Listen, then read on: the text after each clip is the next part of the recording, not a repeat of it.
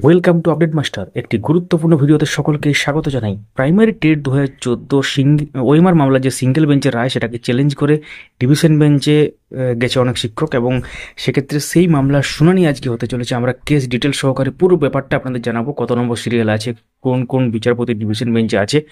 তো দেরি না করে শুরু করা যাক। অবশ্যই চ্যানেলটিকে সাবস্ক্রাইব করে রাখুন, তাহলে ইম্পর্টেন্ট যে কেস আপডেট এবং বাকি যে ডিটেলস সেগুলো কিন্তু মিস করবেন না। শুরু করা যাক। তো আমরা অফিসিয়াল সাইটে এসে যখনই কেস নাম্বার এন্টার করে দেখতে পাচ্ছেন 8ই জুলাই অর্থাৎ আজকে হিয়ারিং ডেট আছে, এবং সেক্ষেত্রে যে কেস নাম্বার সেটা হচ্ছে 1300/2024, এবং সেক্ষেত্রে honourable justice Harish Tandon, honourable justice Prosenjit বিশ্বাসের ডিভিশন বেঞ্চে এটি আছে আজকে।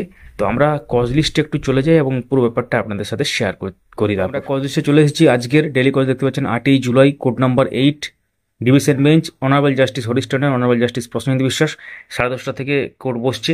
আমরা একটু সিরিয়াল নাম্বারের নিচের দিকে চলে যাই, যেটা হচ্ছে 55, যে সিরিয়াল নাম্বারে কিন্তু এই ওএমআর যে চ্যালেঞ্জ মামলা, অর্থাৎ ওএমআর সংক্রান্ত সিঙ্গেল বেঞ্চের রায়কে চ্যালেঞ্জ করে যে মামলা হয়েছে সেটা কিন্তু লিস্টেড আছে। দেখতে পাচ্ছেন এখানে 1300/2024 Bijoy Chakraborty others versus Shantanu Shricharan others.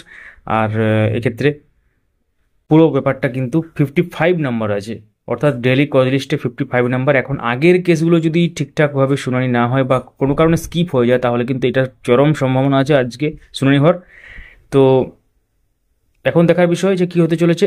এই মামলার আপডেট এবং বাকি সমস্ত মামলার আপডেট সবার আগে পেতে গেলে আমাদের সঙ্গে যুক্ত থাকুন চ্যানেলটিকে সাবস্ক্রাইব করে। Thank you so much for watching. এটা ছাড়াও কিন্তু প্যানেল প্রকাশ মামলাও লিস্টেড আছে, এবং সেটা নিয়ে কিন্তু গতকাল আমরা ভিডিওতে জানিয়েছিলাম আপনাদেরকে।